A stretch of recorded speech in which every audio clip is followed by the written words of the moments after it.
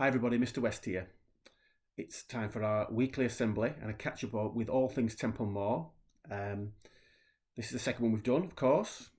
Second week that the school's been closed. No confirmed dates or speculation or anything like that about when we might open again.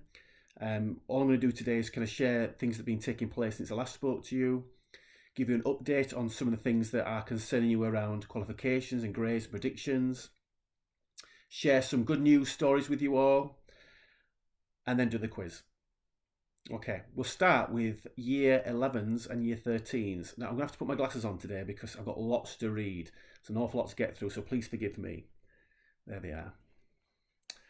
I think they make me a little bit more intelligent, don't they? Not bad for a PE teacher. Anyway, let's move on to qualifications. So you'll be aware that in the last hour and a half, I think it is, the last couple of hours, Ofqual, the regulator for examinations, have just had a press release released on their website. A link to that website and all the details, etc., including a letter to all students, is now on the website, the school website, and there's a direct link through to the Ofqual government website, which will give you all the details around what's actually taking place. Now, when you read through the documents, there's two documents in there. One is for teachers and staff in schools, and the other one is for parents and students, and then there's a letter to yourselves. These documents are a consultation at present, so just so we're clear, so you understand what a consultation means. It means it's an early proposal about what they want to do. That's then put out to the people that are going to utilise it and use it, which is obviously people like myself, leaders of schools, and obviously the teachers. And then we will consult, which means we'll talk to each other about what's best for our students, and then we will feed back to the Department of Education, and they will make some small tweaks.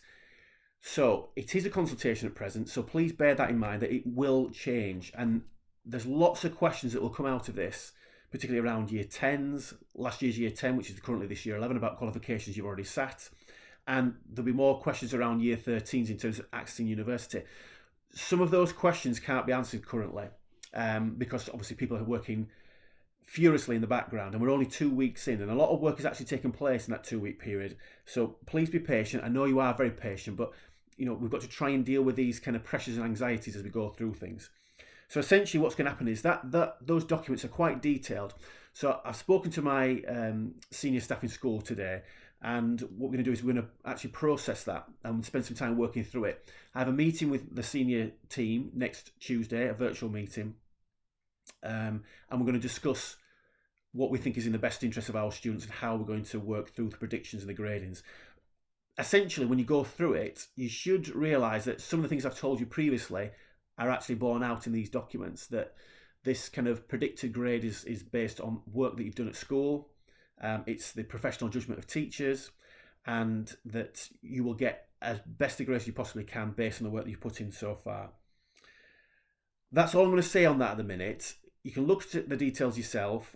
There's a section, I think, for frequently asked questions, so you get some idea of where things might be. And as I say, what I'm going to do is I'm going to go away, spend some time with my senior team, work through on a summary, and then what I'll do is I will share that with all of you when we get to after Easter. So if you can just bear with us for the next 2 weeks, that's what I'm going to do.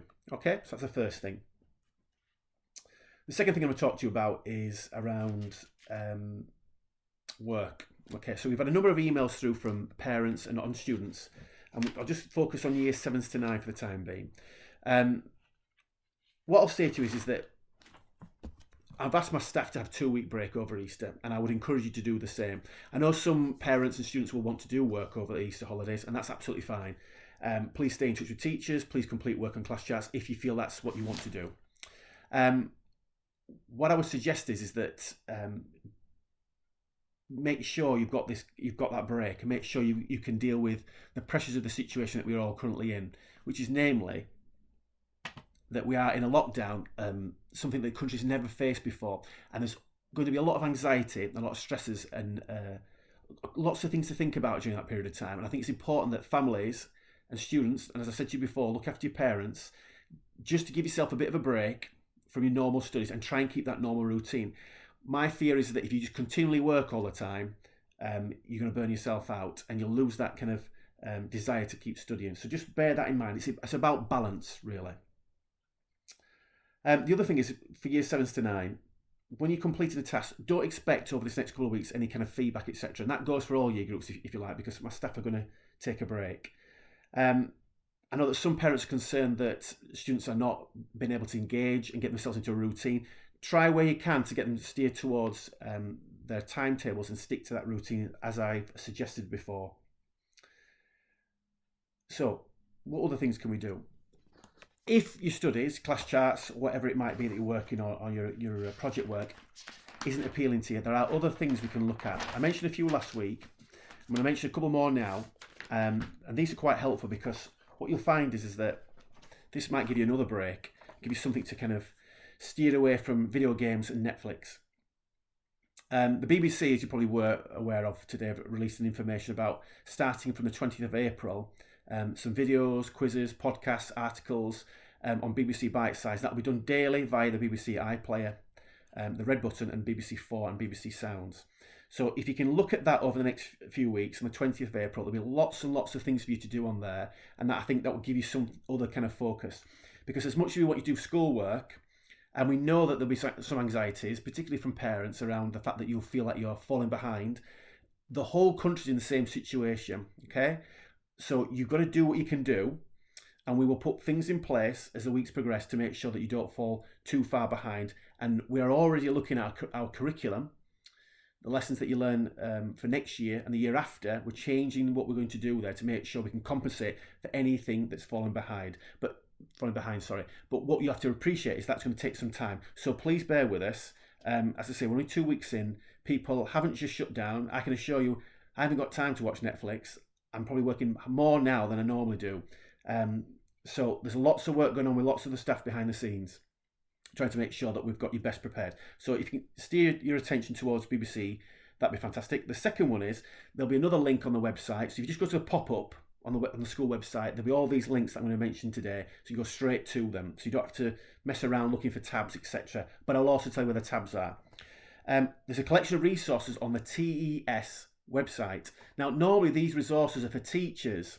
However, I would steer yourselves to those web resources, and again, parents do the same.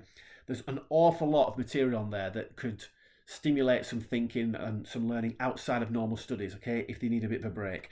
So you've got things on there called, there's one website called Twinkle, Twig and TigTag Education, the Khan Academy, Teach It, which is free resources for Key Stage 3, 4 and 5. That follows the English National Curriculum, for example. Classroom Secrets, which would be younger children. There's the ARC Mastery Programme, which is about English and Maths 4-week booklets. And then there's Emil, and there's Pobble 365, which gives you a free resource every day. Now that's just 10 or so there. There are actually 87 different websites available on that link with the TES. So if you click on there, there's plenty on there. I know a number of parents have got in touch with us with concerns that the students can't access class charts or they can't get work done. Don't worry too much about that. Just get them involved in something exciting, and off we go. My children are doing papier-mâché planets presently downstairs, so I'm missing out on that. So there's another thing you can do. Right, let's move on. Let's see what else we've got. Just going to mention something about free school meals. Obviously, the families are entitled to that food and that support. So there's going to be some changes there. This is just to kind of reassure families. The government is obviously going to roll out a voucher system to make sure you get assistance, and that's going to be done through a company called Eden Red, I think it is. Currently, we're going to pass out ASDA vouchers over East to make sure that you can access some money there to get food for your families and for your child, and that will switch to something called Eden Red from that point. Further details will come after that. Those vouchers are only valid over Easter. We won't be handing out vouchers for Spring Bank Holiday, and we won't be handing out vouchers over the 6-week holiday, as we normally wouldn't do. That's just to give you some time to kind of plan around that, so that the school is obviously going to fund that for the Easter holidays, so you've got something there to think about. Pastoral letter. So you should have got a link either through MyEd or through the app, or it'll be on the website, and it's to do with online safety. It should be something that looks a little bit like that. I think that's probably back to front, but anyway. I'll make sure that that is on the website and the pop-up again. So this is around some kind of advice and some kind of guidance about how to keep yourself safe online, because obviously we're using it an awful lot more now. And you'll see all that kind of story around Zoom and around House Party and other apps that aren't necessarily safe or being hacked, etc., etc. So there's some really clear advice about how to stay safe online on there. I'd encourage students and parents to read that, ideally together, so they can kind of agree with each other about how to deal with suspicious emails, etc., how to look at fraudulent texts that come through, or fraudulent links that are linked to people's bank accounts, etc., etc. So it's about looking for those things. So it's about making sure you can keep yourself safe online. Also on that document, the online safety briefing, is a section about what do I do if I'm worried.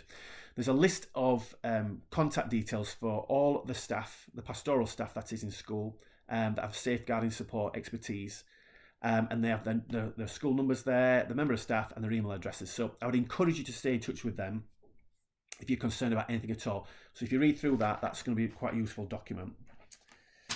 Next one, Leeds City College. Bear with me a second. So some students, I believe, will be involved with Leeds City College, applying for Leeds City College when they leave us. This is for Year 11s. What they're going to do is they're going to run a series of webinars on Wednesday, the 29th of April. This will be at 10 o'clock in the morning, 1 p.m. and 4 p.m. The school liaison team from Leeds City College will be contacting students or prospective students who wish to attend Leeds City College, and they're going to go through an online interview process.